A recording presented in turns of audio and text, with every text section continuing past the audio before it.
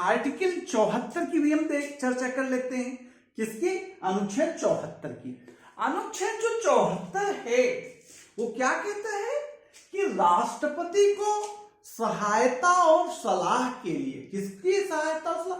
राष्ट्रपति के पास बहुत काम है।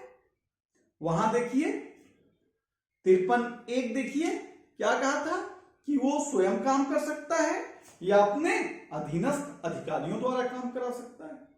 ऐसे ही आर्टिकल 74 अनुच्छेद 74 जो है ये व्यवस्था करता है कि राष्ट्रपति को सहायता और सलाह, दो बात, सहायता के लिए और सलाह के लिए क्या होगी? मंत्रिपरिषद होगी। क्या होगी? मंत्रिपरिषद होगी। दो काम के लिए मंत्रिपरिषद होगी, एक तो सहायता के लिए होगी और दूसरा सलाह के लिए होगी। मंत्रिपरिषद किसके? राष्ट्रपति को। कौन कहता? अनुच्छेद 74। आइए 74(1) देखें।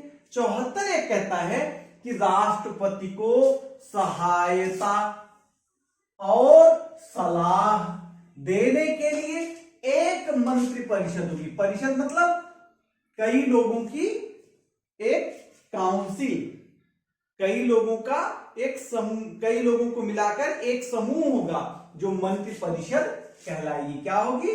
मंत्रिपरिषद। और इस मंत्रिपरिषद का प्रधान प्रधानमंत्री होगा। कौन होगा? प्रधानमंत्री होगा। आपसे प्रश्न पूछ सकता है किस अनुच्छेद में प्रधानमंत्री शब्द का उल्लेख हुआ है? तो आपका उत्तर होना चाहिए आर्टिकल 74(1). किस अनुच्छेद में प्रधानमंत्री शब्द का प्रयोग हुआ है या प्रधानमंत्री पद आया है? अनुच्छेद 74(1) में आया है। क्या कहता है 74(1) कि राष्ट्रपति को सहायता और सलाह देने के लिए एक मंत्रिपरिषद होगी और उस मंत्रिपरिषद का प्रधान कौन होगा? प्रधानमंत्री होगा। ठीक है, कोई बात नहीं। और आगे क्या कहता? और राष्ट्रपति अपने कृत्यों का प्रयोग, राष्ट्रपति अपने कृत्यों के प्रयोग में जो कार्य करेगा उसमें ऐसी सलाह के अनुसार कार्य करेगा। सहायता क्या है? मतलब है कि जो मंत्री लोग काम करेंगे ये सहायता है राष्ट्रपति को। और क्या काम करना चाहिए, यदि राष्ट्रपति को ये काम किया जाना चाहिए तो ये सलाह हो गई। तो मंत्रिपरिषद राष्ट्रपति को सहायता करेगी काम करके, और क्या काम करे, राष्ट्रपति क्या काम करे इस बात की सलाह मंत्री किसको देंगे? राष्ट्रपति को देंगे। और इस मंत्रिपरिषद का प्रधानमंत्री होगा। राष्ट्रपति क्या करेगा? राष्ट्रपति बेटा करेगा अपने कृत्यों का प्रयोग करने में ऐसी सलाह, कैसी सलाह? जो मंत्रिपरिषद दे रही है ऐसी सलाह के अनुसार कार्य करेगा। आपको बताएं इसके पहले ये तो ऐसी कार्य करेगा, ये बाद में आया कार्य किया जा सकेगा शब्द था। क्या था? अब आप पढ़िए, राष्ट्रपति को सहायता और सलाह देने के लिए एक मंत्रिपरिषद होगी जिसका प्रधानमंत्री होगा और राष्ट्रपति अपने कृत्यों के प्रयोग में ऐसी सलाह के अनुसार कार्य किया जा सकेगा। यानी बाध्यता नहीं थी मूल संविधान में, लेकिन इसीलिए डॉक्टर राजेंद्र प्रसाद ने कहा कि संविधान में ऐसा कोई उपबंध नहीं है जो राष्ट्रपति को क्या करे बेटा नीतेश, राष्ट्रपति को कोई बाध्य करे। वो स्वतंत्र है, कोई सलाह ले चाहे न ले, लेकिन एक परंपरा है। राजेंद्र प्रसाद जी कह रहे हैं एक परंपरा है, सम्राट भी मंत्रिपरिषद की सलाह से काम करता है, तो इसको प्रतिस्थापित करने की जरूरत नहीं है, ये स्थापित करने की जरूरत है कि राष्ट्रपति मंत्रिपरिषद की सलाह से काम करे और क्या एक संवैधानिक प्रधान के रूप में अपने को स्थापित करे। डॉक्टर राजेंद्र प्रसाद कहते हैं कि राष्ट्रपति अपने को किस रूप में स्थापित करे, संवैधानिक प्रधान के रूप में स्थापित करे। लेकिन 42वें संविधान संशोधन द्वारा 1976 में किया जा सकेगा के स्थान पर क्या कर दिया गया, कार्य करेगा। मतलब मंत्रिपरिषद की सहायता और सलाह से कार्य करेगा, अपने मन से कार्य नहीं करेगा। और क्या हुआ, 74(1) में एक परंतु जोड़ दिया। क्या जोड़ दिया, परंतु। इंदिरा जी ने क्या कहा कि मंत्रियों के द्वारा जो सलाह दिया जाएगा उसी के अनुसार ही वो काम करेगा। मंत्रियों या मंत्रिपरिषद की सलाह के अनुसार ही कार्य करेगा। कहां जोड़ा, 74(1) के परंतु में लिख दिया कि राष्ट्रपति मंत्रिपरिषद की सलाह के अनुसार ही कार्य करेगा। लेकिन जब देसाई जी की सरकार आई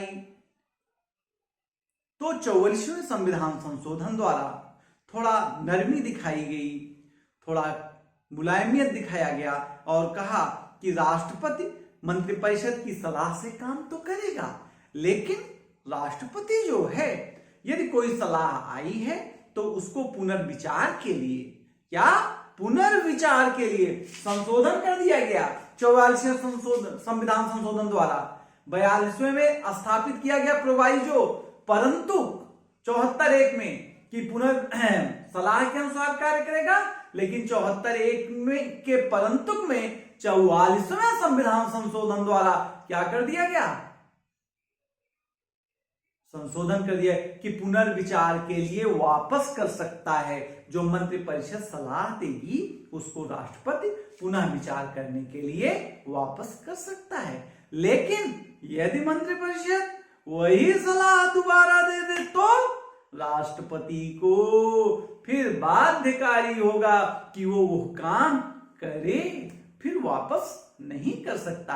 ये जो पुनर्विचार का अधिकार दिया, ये प्रशासनिक कार्यों के संदर्भ में दिया। 74(1) में प्रश्न पूछ सकता है कि 74(1) के परंतुक में पुनर्विचार का प्रयोग किस संदर्भ में होगा, प्रशासनिक शक्ति के संदर्भ में होगा कि विधायी शक्ति के संदर्भ में होगा। तो आपका उत्तर होना चाहिए प्रशासनिक शक्ति के संदर्भ में होगा। ठीक है।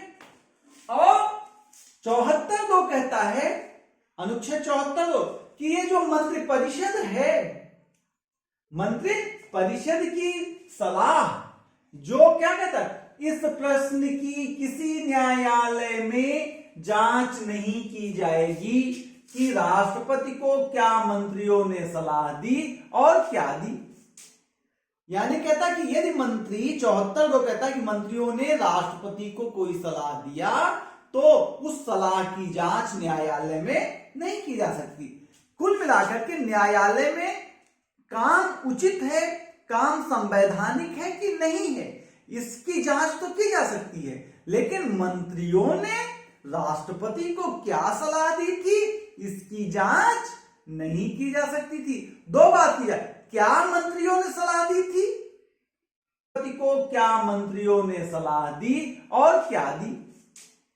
यानी कहता कि यदि मंत्री 74(2) कहता कि मंत्रियों ने राष्ट्रपति को कोई सलाह दिया तो उस सलाह की जांच न्यायालय में नहीं की जा सकती। कुल मिलाकर के न्यायालय में काम उचित है, काम संवैधानिक है कि नहीं है, इसकी जांच तो की जा सकती है, लेकिन मंत्रियों ने राष्ट्रपति को क्या सलाह दी थी इसकी जांच नहीं की जा सकती थी। दो बात की जाए, क्या मंत्रियों ने सलाह दी थी, क्या मंत्रियों ने सलाह दी थी और कौन सी सलाह दी थी, इन दोनों विषयों की जांच नहीं की जा सकती है। हमने आपसे इस प्रकार अनुच्छेद 74 की परिचर्चा किया, आपसे हमने 53 की चर्चा किया और 73 की किया, 77 की किया और 74 की किया। इस प्रकार हम आपके साथ राष्ट्रपति पर परिचर्चा जारी रखेंगे। आप हमारे YouTube video learn with DRGT LEARN learn और फिर इसी को बिना स्पेस के टाइप करिए WITH विथ DR, बिना स्पेस के DR, बिना स्पेस के GT, learn with DRGT, learn with DRGT को लाइक, सब्सक्राइब और शेयर करिए। हम आपके लिए अच्छी वीडियो लेके आते रहेंगे और भारतीय राज्य व्यवस्था के संदर्भ में आपका पूर्ण मार्गदर्शन करते रहेंगे। Thank you, thank you, thank you.